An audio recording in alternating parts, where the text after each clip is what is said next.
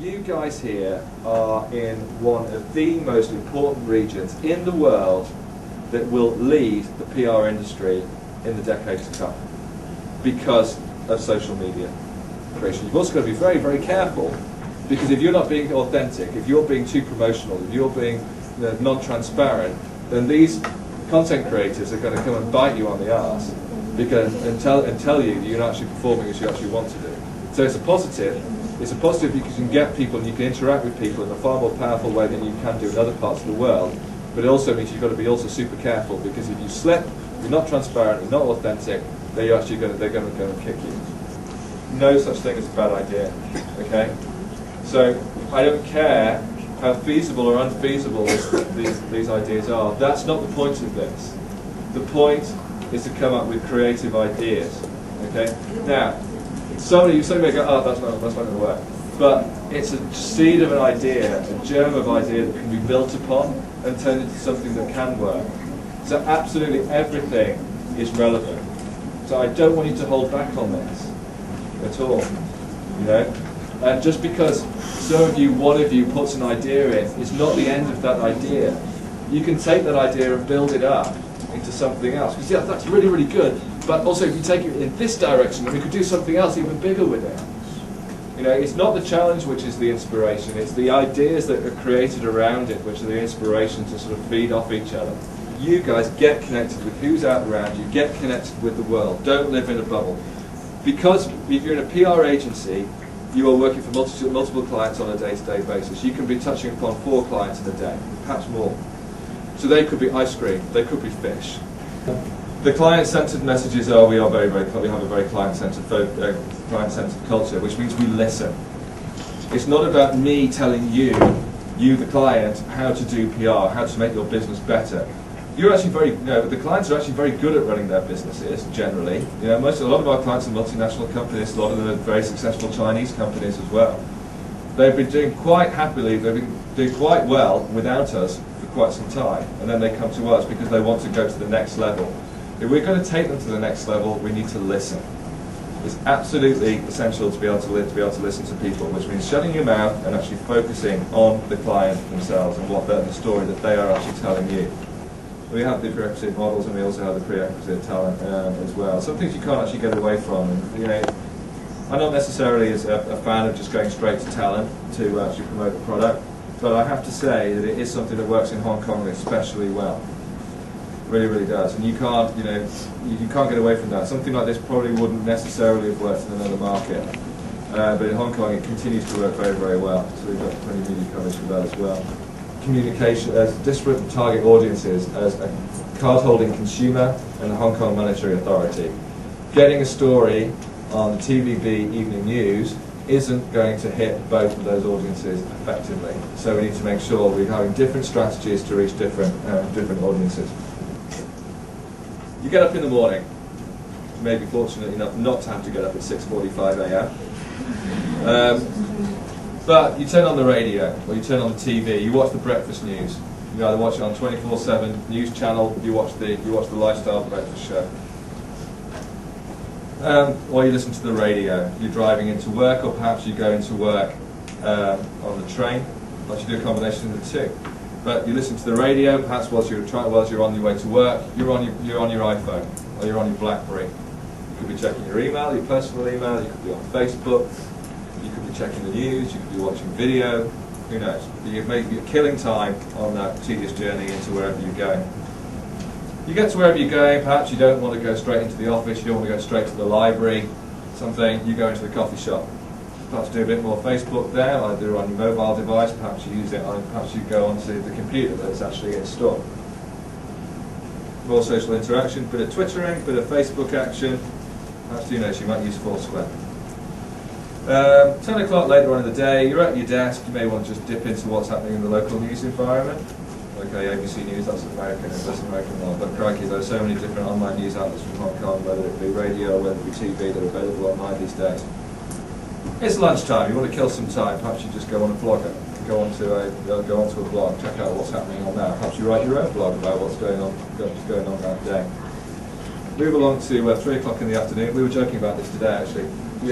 It's like, let's think about wasting time distracting yourself, and at 3 o'clock in the afternoon you actually do some work. So just for an hour or two, okay? Anyway, then you get back home in the evening.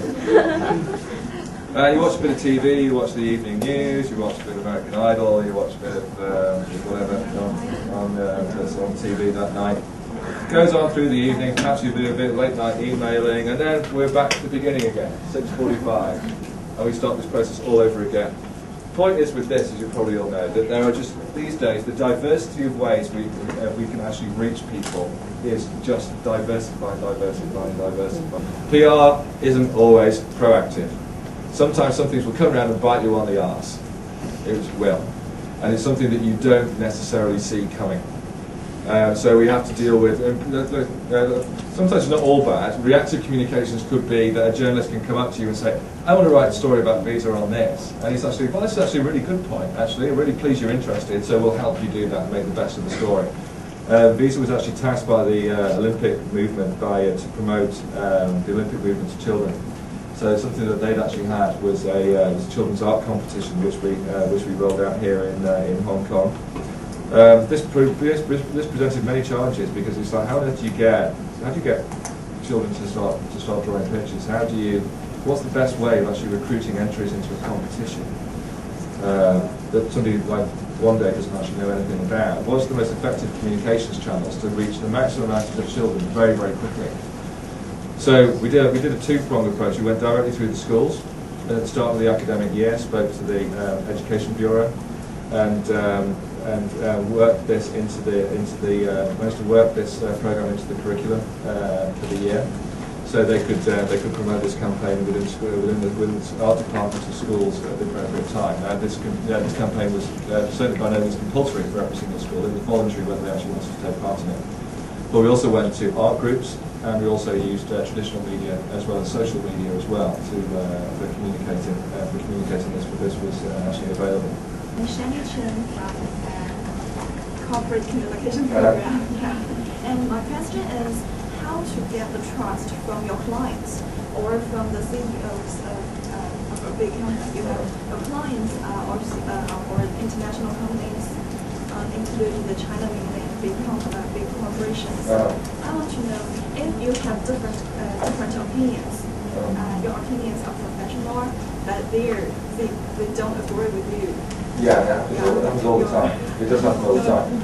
Yeah. It is. We are counsellors.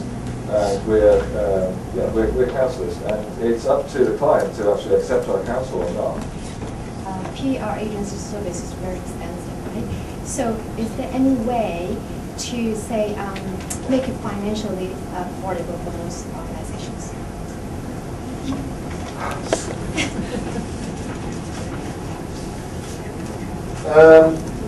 No.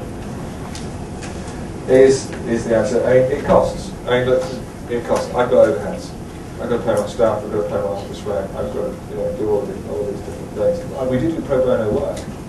How could Ketchum adapt to the totally different culture when they get into a new market, just like Greater China or Middle East? Yeah. Okay. Very, very, very good question. The answer is that. Remember how I said at the beginning that we tend not to parachute people into a market. You're never going to adapt to a culture if you take a load of people like me and then put them in Jeddah in Saudi Arabia. It would never work in a million years. Never work. And that's nothing to do with language. The way we've always done it, the way a lot of agencies do it, to be honest, it's not unique to us, is to partner with a local agency. Appreciation.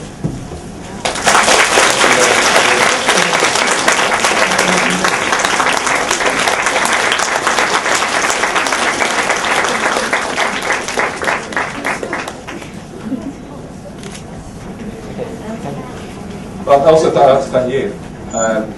Those are some fantastic questions. Really, really were some fantastic questions. And I really do want you to take part in Mindfire. And I'm looking forward to seeing your ideas. I'm looking forward to seeing some high point scorers from this group of people here. And I look forward to doing some career teaching and some further tutorials in future, which will be great. So I would just say, just a final point, I know we've only got 25 spaces right now, right? But it really will, it genuinely will grow. So there will be opportunities for everybody. So don't be too disappointed if you don't get through straight away. Hopefully you'll have some great things to share. You can support the people, those 25 who are on the programs to start off with, and everybody's going to get an opportunity to do this. And I really do hope that we'll be working together a lot more closely in the future. So thank you again.